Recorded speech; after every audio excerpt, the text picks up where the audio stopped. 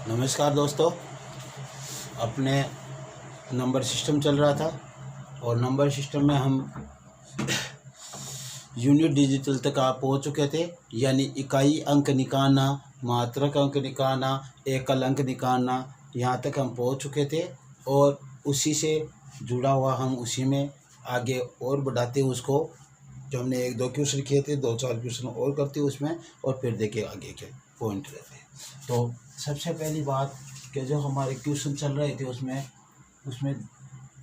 और क्वेश्चन कहे रह गए। जैसे क्वेश्चन 201 की पावर 21 प्लस 905 की पावर 22 प्लस 109 की पावर 7 प्लस 103 की पावर 11 प्लस 107 की पावर 17 का मात्रक अंक, इकाई अंक या एकल अंक क्या होगा, निकालना। तो क्वेश्चन की हम यहाँ से शुरुआत करते हैं। जैसे 201 की पावर 21 है प्लस 905 की पावर 22 है प्लस 109 की पावर 7 है प्लस 103 की पावर 11 है प्लस 107 की पावर 17 है। इसका हमें इकाई अंक निकालना है। तो सबसे पहले यहाँ से चलते हैं कि इसका इकाई अंक 1 है, और 1 पर चाहे कितनी भी घात हो, इकाई अंक 1 ही आता है।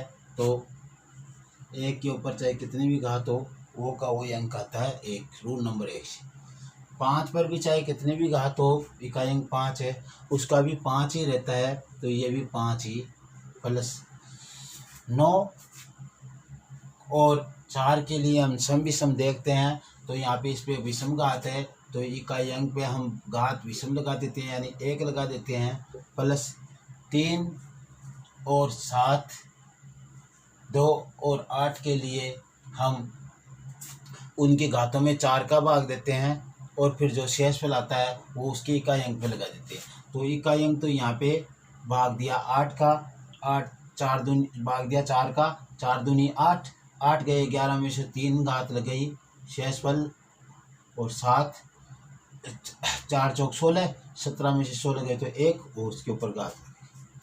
तो 1 प्लस 5 प्लस 9 का 9 प्लस 27 हो जाएंगे 3 की पावर 3 का, तो उसका इकाई अंक आ जाएगा 7 प्लस 7 का 7। इनको जोड़ेंगे तो 6 15, 15 और 7 22, 22 और 7 29, 29 का क्या 9 इकाई अंक हो जाएगा। इकाई अंक क्या हो जाएगा, 9 हो जाएगा हमारे पास। इस प्रकार से हमें ये करना होता है। फिर 1-2 क्वेश्चन और करते हैं इसी में।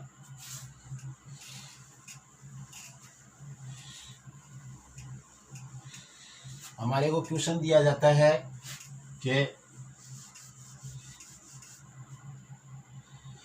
106 की पावर 7 है माइनस 102 की पावर 107 है।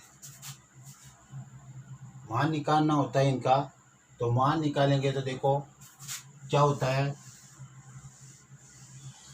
यहाँ पे 6 है तो 6 का 6 रहना इकाई अंक। इधर करेंगे हम तो 4 का भाग देंगे, 4 का भाग देने पर 2 4 दूनी 8, बच गए 2 27, 24, 3 बच गए, तो इसके ऊपर घात 3 लगा देंगे। तो 6 माइनस 8 यानी मान आ गया हमारे पास 2। -2 कभी भी इकाई अंक आता है तो -2 हम नहीं रखते उसमें। क्यों? माइनस की कोई संख्या इकाई अंक नहीं हो सकती। इसलिए नहीं हो सकती, जैसे 1 ये कोई संख्या है, उसमें ये अंक इकाई का माइनस थोड़ी ना हो सकता, नहीं हो सकता, इसलिए ऐसा नहीं होगा। यदि आपके पास माइनस में कोई मान आया है तो उस मान को आप 10 में से घटा दो और जो मान आ रहा है वो रख दो, इसका इकाई अंक 8 हो जाएगा। यानी जो 2 आया उसको आप 10 में से घटाओ और मान मिल जाएगा आपको 8, तो इसका इकाई अंक क्या हो जाएगा, 8 हो जाएगा। ऐसे भी होता है। तो माइनस में यदि आपको मान प्राप्त हो रहा है तो उसके लिए आप क्या कर सकते हो, 10 में से उसे घटाना होगा। 10 में से क्यों घटाना होगा, जैसे मानो इधर ये 16 थे और इधर 8 थे, तो हमने 6 में से तो घटाया, माइनस के 2 आए। यदि 6 में से नहीं जा रहा तो क्या करेंगे, ये एक उधारी लेगा और 16 हो जाएंगे, 16 में से 8 गए तो 8। यदि आप कहोगे नहीं सर हम तो यहाँ पे 16 नहीं 36 लेंगे, कोई बात नहीं, 6 में से 8 को घटाओ नहीं जाएगा, 3 से एक उधारी लेगा, ये 16 हो जाएंगे, 16 में से 8 गए तो 8 बचेंगे। यानी 8 आना है हर स्थिति में, इसलिए हमने 10 में से उसको घटा दिया। इसका इकाई अंक क्या हो गया, हमारे पास 8 प्राप्त हो गया, मात्रक अंक। ठीक है, इसी प्रकार से हम आगे बढ़ते हैं।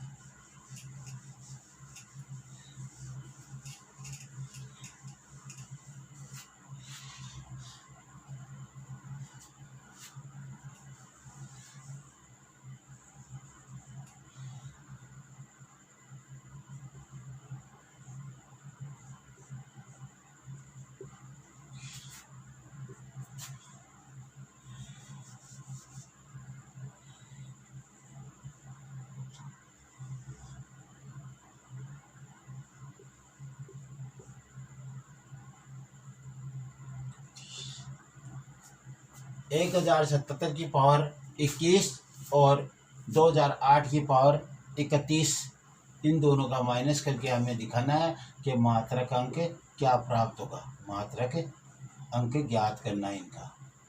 तो मात्रक अंक ज्ञात करेंगे तो कैसे करेंगे, देखो देखिए, यह संख्या है, इसका इकाई अंक 7 है और 7 के लिए हम कहते हैं कि जो उस पर घात लगी हुई है उसके घात में 4 का भाग दो, तो 4 का भाग देंगे, वो इकाई अंक पे रख दो। 4 का भाग देने पर शेष पर बचेगा हमारे पास 4 पंजे 20, 20 गए 21 में से तो 1, माइनस यहाँ पे 8 है, 8 के लिए भी घात में 4 का भाग देते हैं, 7 चौक 28, बच गए 3, 8 के ऊपर घात 3, ये 7 आ गए, ये 2 आ गए, इसका मान क्या हो जाएगा 2, और यहाँ पे आपके पास इकाई अंक क्या हो जाएगा 5। इसका मतलब है 8 गुणा 8 गुणा 8, 8 8 64 गुणा 8, और 8 चौक 32, 32 के हमें 2 ही तो लेने, इकाई अंक ही तो लेना, इकाई अंक हमने ले लिया, इसको इसमें से घटाया तो 5 हमारे को प्राप्त हो गए इसके मान। तो इस प्रकार से हमें ये मान निकालने होते हैं, निकाल लेंगे, कोई दिक्कत नहीं आएगी मेरे ख्याल से।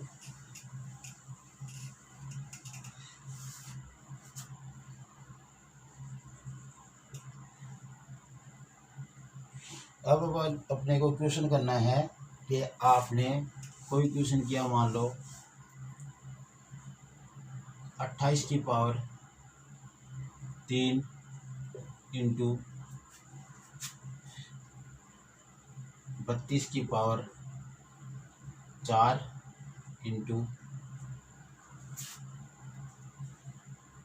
15 की पावर 8 इंटू 103 की पावर 11 का इकाई अंक ज्ञात करना है।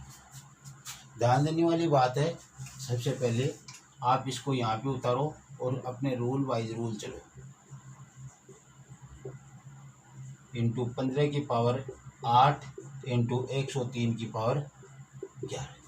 8 का रूल है कि घात में 4 का भाग दो, पहले से घात 4 से छोटी है तो उसके ऊपर जो छोटी 4 से छोटी घात है वही लगा दो, इंटू 2 के लिए भी रूल है 4 का भाग दो, पहले से हमारे पास 4 ही है, शेष पर 0 बचेगा तो 4 ही लगा दो।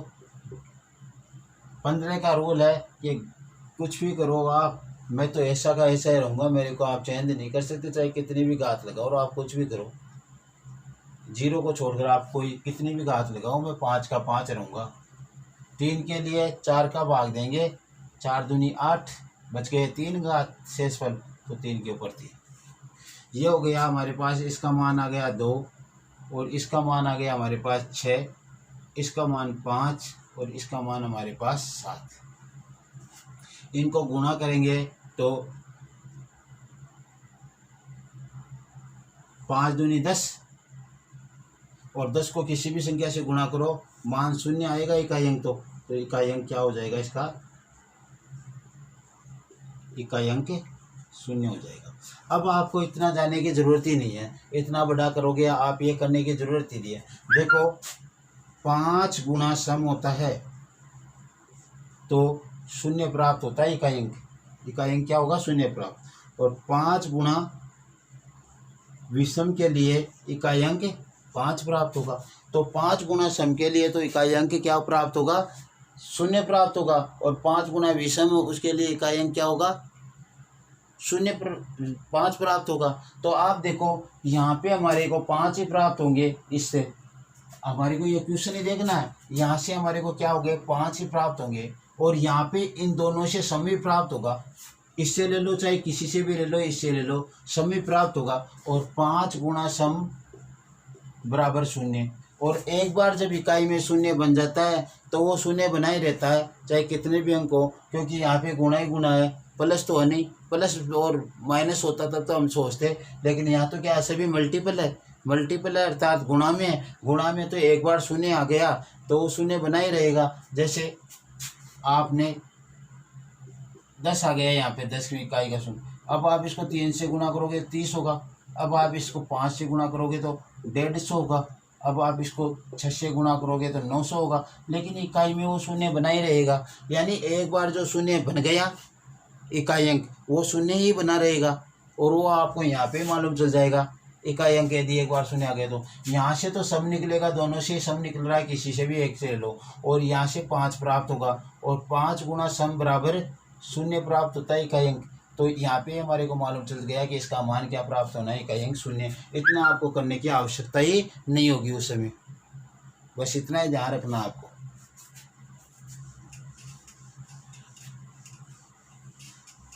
तो और क्वेश्चन करते हैं।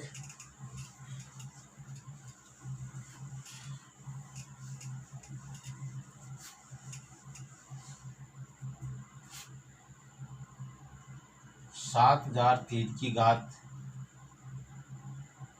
21 इंटू 2009 की घात 103 इंटू 205 की घात 111 इंटू 1007 की घात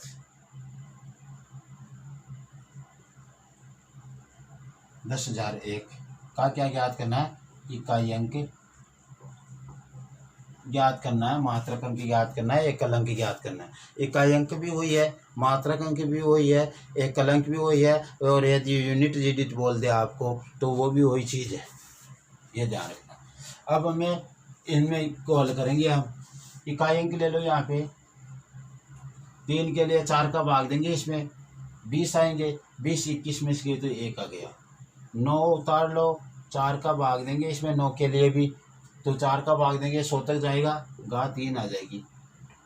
यहाँ पे 5 उतार लो और 5 का 5 ही रहना है।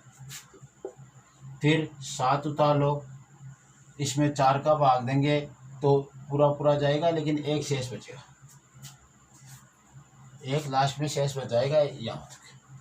फिर इसका मान 3 आ गया और इसका 9 आ गया, इसका 5 आ गया और इसका 7 आ गया। तो हमने कहा था जब 5 गुणा विषम होता है तो मान 5 आएगा इकाई अंक। फिर वो यहाँ पे विषम ही विषम है, इस विषम से गुणा करेंगे तो 35 आएगा, 5 आ जाएगा। इस विषम से गुणा करेंगे तो 45 आएगा, 5 आ जाएगा इकाई अंक। इस विषम से गुणा करेंगे तो 15 आएगा, इकाई अंक 5 ही बना रहेगा। यानी एक बार 0 बन गया तो 0 बना रहेगा, और एक बार 5 बन गया और उसमें विषम ही विषम अंक है तो फिर 5 ही बना रहेगा। विषम आ रहा तो, और यदि उसमें सम आ गया तो वो शून्य बन जाएगा। तो आपको इतना करने की आवश्यकता नहीं है, आप इसको इतना सा गौर करो। क्या करना है, क्या हमारे को ध्यान चल रहा है यहाँ पे, यहाँ से हमारे को क्या प्राप्त होगा, विषम प्राप्त होगा। यहाँ से भी हमारे को विषम प्राप्त होगा, और यहाँ से भी हमारे को विषम ही प्राप्त होगा। यहाँ से तो 5 प्राप्त हो रहा है, और यहाँ से भी हमारे को क्या होगा, विषम ही प्राप्त होगा। क्यों, तो विषम प्राप्त होगा, इसका मतलब आप देख लो क्या करना है। विषम को 5 से गुणा करेंगे तो 5 प्राप्त होगा, तो इकाई अंक क्या हो जाएगा, 5 हो जाएगा। इकाई अंक 5 हो जाएगा। जब विषम ही विषम हो और उसमें एक 5 उपस्थित हो तो इकाई अंक हमारे पास क्या प्राप्त होगा, 5 प्राप्त होगा। जब सम प्राप्त हो कहीं पे भी, उनमें एक भी सम हो और यदि 5 हो तो 5 और 1 गुणा होकर 0 बना देंगे, इकाई अंक 0 प्राप्त होगा। ऐसे हमारे को क्वेश्चन हल करनी है। तो ये बात ध्यान रखना है कि सम इंटू 5 बराबर इकाई अंक 0 होगा, और विषम इंटू 5 बराबर इकाई अंक 5 होगा। बस ये ध्यान रखना हमारे को। फिर आगे हम क्वेश्चन करते हैं इसी पे आधारित। 1003 की पावर 145 इंटू 107 की पावर 111 इंटू 10,009 की पावर 105 इंटू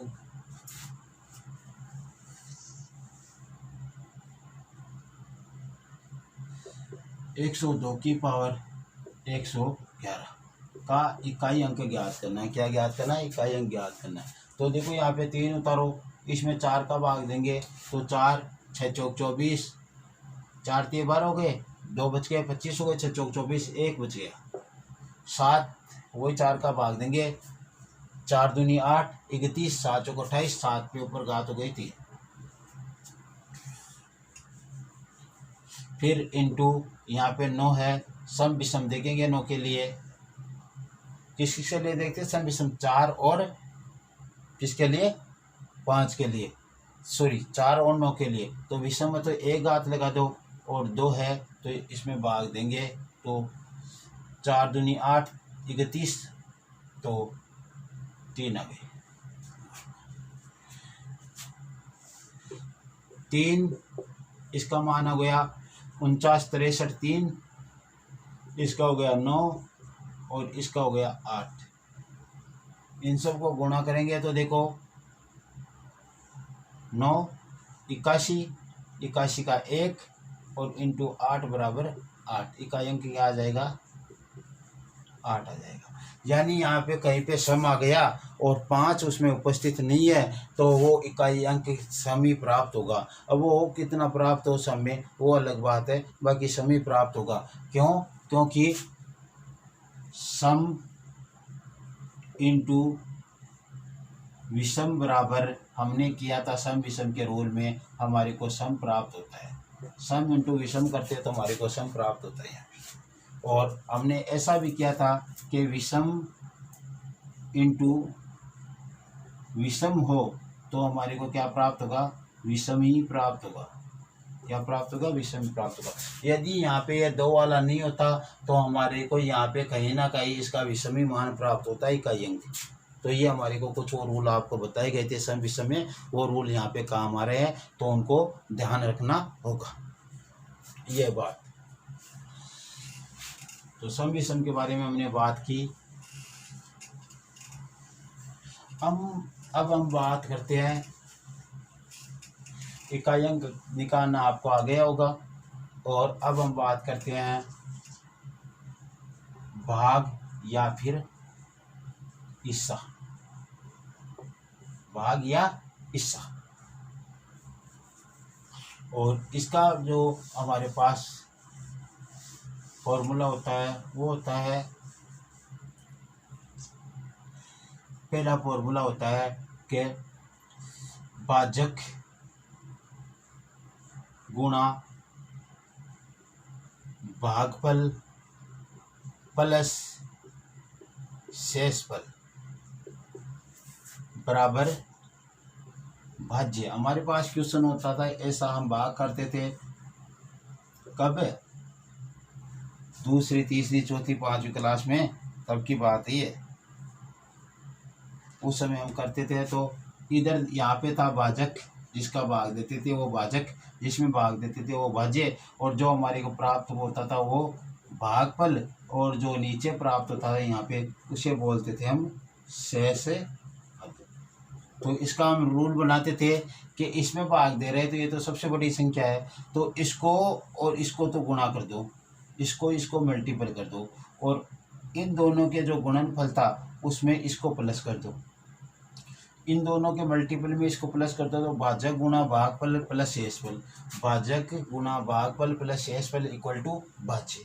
ये हो गया पहला सूत्र था हमारे पास, पहला सूत्र था हमारे पास, ये हो गया। फिर दूसरा इसमें हो जाएगा हमारे पास, हम भाजक गुणा भागफल बराबर इस शेषफल को इधर लेंगे तो ये हो जाएगा भाज्य माइनस शेषफल। कई बार ये क्वेश्चन ऐसे के ऐसे रखे हुए आ जाते हैं एग्जाम में कि क्या इसके बराबर ये होता है, तो वहाँ पे दिक्कत होती है, ये ऐसे कैसे आ जाती है।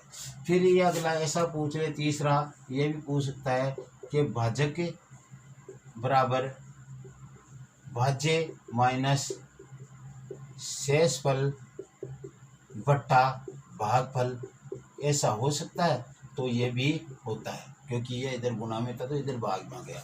अब इसी पे वापस चलते हैं, हम चौथा क्वेश्चन बनाए तो हमारे को मान लो भागफल के बराबर निकालना हो, तो भागफल इक्वल टू भाज्य माइनस शेषफल बट्टा भागफल इधर है तो नीचे आ जाएगा भाजक।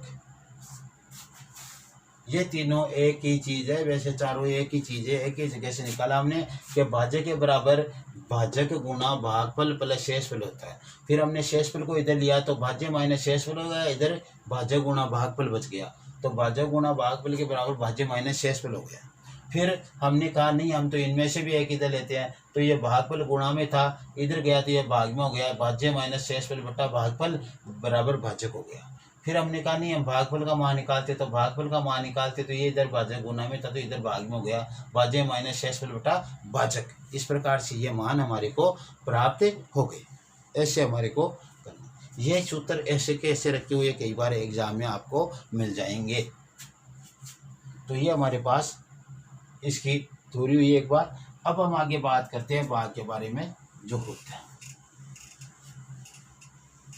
देखो, हम किसी संख्या का बार बार जोड़ करते हैं, किसी संख्या का क्या करते हैं, जोड़ करते हैं, बार बार क्या करें, योग करें, जोड़ करें या योग करें। मान लो हमने किसी संख्या का इस बार बार जोड़ किया, तो यहाँ पे देख लो बार बार जोड़ किया तो ये 7 प्लस 7 प्लस एक ही संख्या का कर रहे हैं, 7 प्लस 7 प्लस 7 प्लस 7, ऐसे हम लगातार इसको करते जा रहे हैं। मान लो n बार कर लिया, या यहाँ तक कि मान लो इसको आगे बढ़ने की हमारी को आवश्यकता नहीं है। तो क्या हो जाएगा, देखो इसका मान 7 प्राप्त हो गया, लेकिन इन दोनों का मान हमारे पास क्या हो गया, 14 प्राप्त हो गया, और इस पे इसको भी जोड़े तो 21 प्राप्त हो गया, इसको इसमें जोड़े तो 28 प्राप्त हो गया, इसमें इसको जोड़े तो 35 प्राप्त हो गया, और इसको इसमें जोड़ने पर 42, और ऐसे जोड़ेंगे तो ये आगे क्या होता जाएगा, 7 का फाड़ा प्राप्त हो जाएगा, होता जाएगा। क्या प्राप्त हो जाएगा 7 का फाड़ा प्राप्त होता जाएगा हमारे को।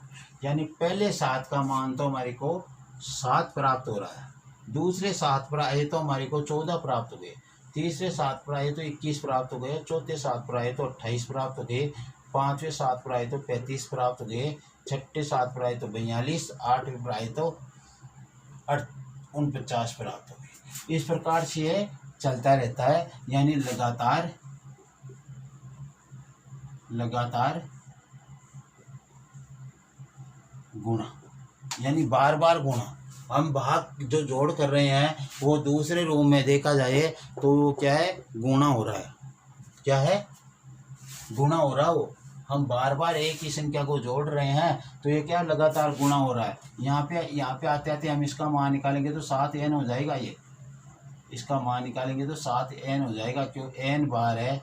यहाँ पे एक बार था तो 1 से गुणा किया, यहाँ पे दूसरी बार था 2 से गुणा किया, तो n बार है तो n से गुणा कर देंगे 7 को, तो n 7n हो जाएंगे। इस प्रकार से यहाँ पे क्या हो जाएंगे, 7n हो जाएंगे। यदि n बार था तो 7n, ठीक है, ये 7n हो गए। यानी बार बार गुणा या लगातार गुणा, लगातार गुणा, ये संख्या काम आने वाली आगे। ये चीज़ें ध्यान रखना हमारे, क्या हम कैसे जोड़ को गुणा से कनेक्ट कर रहे हैं, ये चीज़ें आगे काम आने वाली है, इसलिए यहीं पे इनको आप समझ लो।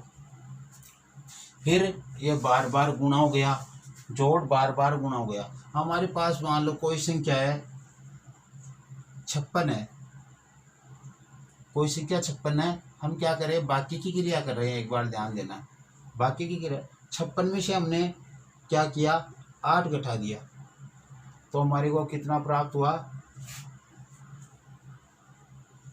48 प्राप्त हो गया। 48 में से हमने 8 घटा दिया तो हमारे को क्या प्राप्त हो गया, 40 प्राप्त हो गया। और 40 में से हमने 8 घटा दिया तो हमारे को क्या प्राप्त हो गया, 32 प्राप्त हो गया। और 32 में से हमने 8 घटा दिया तो क्या प्राप्त हुआ, हमारे को 24 प्राप्त हो गया। और 24 में से 8 घटाने पर 16 प्राप्त हो गया। 16 में से 8 घटाने पर हमारे को 8 प्राप्त हो गया। 8 में इस प्रकार से क्या हो रहा है, बार बार बाकी कर रहे हैं हम उसको, तो ये क्या हो रहा है, भाग हो रहा है। क्या हो रहा है, भाग हो रहा है। कैसे हो रहा है, देखो, 1 बार, 2 बार, 3 बार, 4 बार, 5 बार, 6 बार और ये 7 बार। 7 बार में हमारे को 0 प्राप्त हो गया। 7 बार हमने बाकी किया, 8 को 7 बार घटाया हमने 8 को 56 में से, तो हमारे को मान क्या प्राप्त हुआ, 0 प्राप्त हुआ। यदि हम इस 56 में 8 का भाग दें तो 8 7 56, 7 बार में हमारे पास इसका 0 मान प्राप्त हो जाता है। जो बार बार बाकी कर रहे हैं ना, बार बार बाकी, ये क्या है, भाग ही है, भाग ही है। बार बार हम एक ही संख्या का जोड़ कर रहे हैं, इसका मतलब वो क्या है, गुणा है। और हम बार बार एक ही संख्या का क्या कर रहे हैं, बाकी कर रहे हैं, तो वो क्या है, भाग है। ये दोनों एक दूसरे से कनेक्टेड चीज़ें हैं। जोड़ गुणा से कनेक्टेड है और भाग बाकी से कनेक्टेड है। जोड़ गुणा से कनेक्टेड है और भाग बाकी से कनेक्टेड है, या जोड़ गुणा से कनेक्टेड है तो बाकी भाग से कनेक्टेड है। इस प्रकार से ये चीज़ें हैं। तो आज की क्लास में हम इतना ही करेंगे। कल ये भाग वाला हम शुरू करेंगे और ये टॉपिक कल की क्लास में, कल शाम की क्लास में पूरा हो जाएगा। आज की अपनी सुबह की क्लास यहाँ पे एंड होती है। ओके, शेयर, लाइक, सब्सक्राइब यह करना ना भूले, और कोई आपको प्रॉब्लम हो तो कमेंट भी करना ना भूले आपकी प्रॉब्लम का सॉल्यूशन करने के लिए। Okay, bye, good morning.